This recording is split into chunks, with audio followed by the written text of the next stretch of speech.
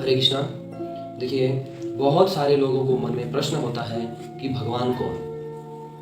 तो हम इसी बारे में आज चर्चा करेंगे कि आखिर भगवान कौन है। तो श्री विष्णु पुराण में 6:5-47 में वेदव्यास जी के पिताजी ने पराशर मुनि ने कहा है कि जिसमें 6 गुण परिपूर्ण मात्रा में हो वही भगवान हो सकता है। वो 6 गुण भी मैं आपको बता दूं, जिसमें परिपूर्ण मात्रा में सुंदरता हो, खूबसूरती हो, वो भगवान हो सकता है। दूसरा है कि जिसके पास परिपूर्ण मात्रा में धन हो वो भगवान हो सकता है। तीसरा, जिसके पास परिपूर्ण मात्रा में यश हो वो भगवान हो सकता है। चौथा, जिसके पास परिपूर्ण मात्रा में बल हो वो भगवान है। पांचवा, जिसके पास परिपूर्ण मात्रा में ज्ञान हो वो भगवान है। छठा, जिसके पास परिपूर्ण मात्रा में वैराग्य हो वो भगवान हो सकता है। तो ये सब चीजें भगवान श्री कृष्ण में ही प्राप्त होता है। इसलिए भगवान श्री कृष्ण ही परम भगवान है, पुरुषोत्तम भगवान श्री कृष्ण ही है। तो दूसरा श्लोक ऐसा है कि भगवान श्री कृष्ण को कौन कौन से लोग भगवान मानते हैं। तो मैं उन महाजनों को आपके सामने नाम रखूंगा। पहला महाजन है जो शिव जी है। शिव जी भी एक स्वर से कहते हैं कि भगवान श्री कृष्ण ही पुरुषोत्तम भगवान है। दूसरा है ब्रह्मा जी। ब्रह्मा जी भी यही कहते हैं कि पर पुरुषोत्तम भगवान श्री कृष्ण ही है। फिर नारद जी भी कहते हैं कि पुरुषोत्तम भगवान श्री कृष्ण ही है।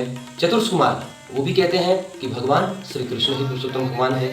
भीष्म पितामह वो भी कहते हैं कि पुरुषोत्तम भगवान श्री कृष्ण ही है। इसलिए सुखदेव गोस्वामी वो भी कहते हैं कि भगवान श्री कृष्ण ही है। यमराज भी कहते हैं कि भगवान श्री कृष्ण ही है।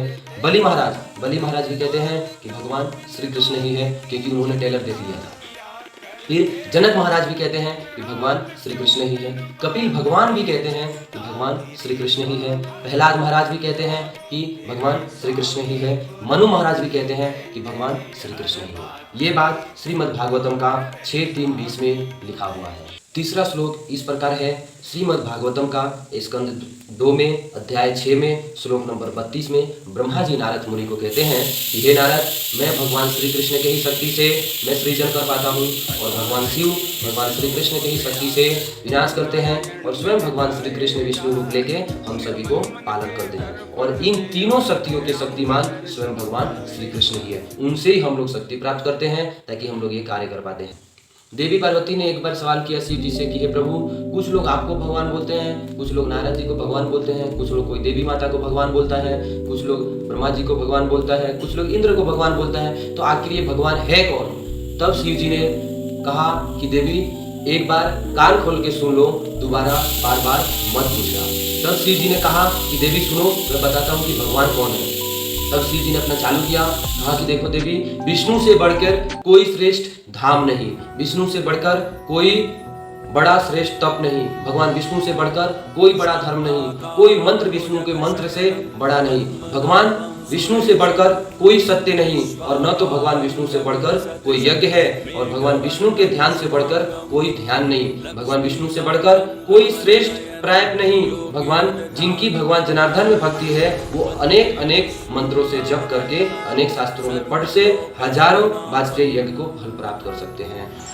भगवान विष्णु सर्व तीर्थीय, सर्व रूप का, सर्व शास्त्र, सर्व रूप, सबके स्वामी है। और मैं ये शिव जी ऐसा कहते हैं कि मैं ये परम सत्य कहता हूँ देवी, मैं ये झूठ नहीं बोल रहा हूँ, मैं ये परम सत्य कहता हूँ कि भगवान विष्णु ही समस्त रूपों में वही भगवान है। ब्रह्मा प्रत्यंत सभी के सार है। मैं तुम्हें सारी बातें बता दी, और बार बार मत पूछना कि देवी भगवान कौन है। मैं तुम्हें एक ही बार में सब बातें डिटेल में बता दी, अब मत पूछना कि भगवान कौन है। हे धनंजय, मुझसे श्रेष्ठ कोई सत्य नहीं है। जिस प्रकार ये मोती धागे में गुथे रहते हैं, उसी प्रकार ये सब संसार मेरे अंदर ही है। तो सिंपल सी बात है, ये तो बहुत सिंपल सी श्लोक है। भगवान कह रहे हैं कि जिस प्रकार एक धागे में मोती हजारों रहती है, सैकड़ों रहती है, वो सब धागे के बल पे ही रहती है। इसी प्रकार कोई भी देवी देवता हो, ये सब भगवान श्री कृष्ण के में ही गुथे हुए हैं। ऐसा कहने का अर्थ है उनसे ही जुड़े हुए, उनसे ही प्रकट हुए हैं। ईश्वरः परम कृष्ण सच्चिदानंद विग्रह अनादि अनादि गोविंद सर्व कारण कारणम, यानी कि जो ईश्वर है वो परम ईश्वर भगवान श्री कृष्ण ही है। ये श्लोक भक्तों बहुत सिंपल सी बात है ईश्वर प्रमाण साबित करने में कि आखिर ईश्वर कौन है। सीधा सीधा लिखा ईश्वर परम, परम ईश्वर कौन है? श्री कृष्ण सच्चिदानंद रूपम सर्व कारण कारणम, अनादियों के अनादि, सभी कारणों के कारण कौन है? जो गोविंद नाम से विख्यात है, जो भगवान श्री कृष्ण है।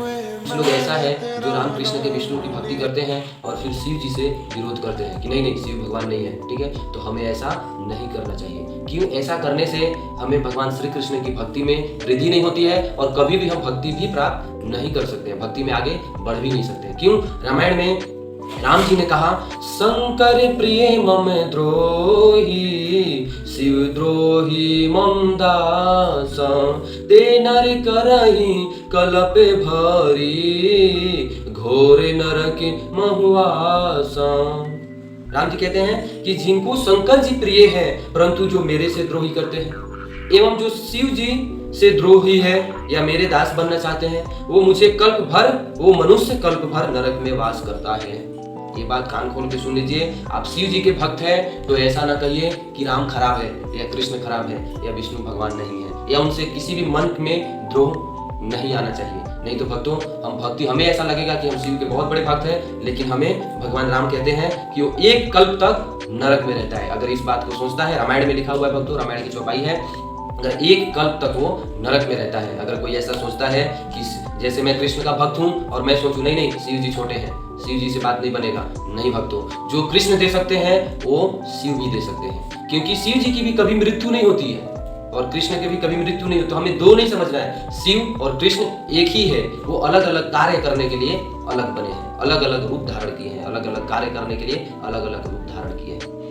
तो इसलिए हमें एक दूसरे से कभी भी द्रोह नहीं करना चाहिए। राम जी की मंदिर जा रहे हैं, आप शिव जी की भक्त हैं, तो राम जी की विग्रह में आप राम जी से प्रार्थना कीजिए कि हे प्रभु आप मुझे शिव रूप में दर्शन दीजिए, तो राम जी ही शिव रूप में दर्शन दे देंगे। अगर आप शिव जी के मंदिर गए हैं और शिव जी से बोलिए कि हे प्रभु मैं तो आपके राम रूप का दर्शन हूँ, मैं तो आपके राम रूप का भक्त हूँ, तो आप मुझे राम रूप में दर्शन दीजिए, तो भगवान शिव भी आपको राम रूप में दर्शन देंगे। हरि को भजिए, सब क्लेश आपका दूर हो जाएगा। शिव जी कह रहे हैं, प्रमाण के साथ कह रहे हैं कि ये पक्षीराज, मैं अपना निजी अनुभव बता रहा हूँ कि बिना हरि के भजे, बिना राम कृष्ण के भजे ये मन का क्लेश जो है ये दूर नहीं हो सकता।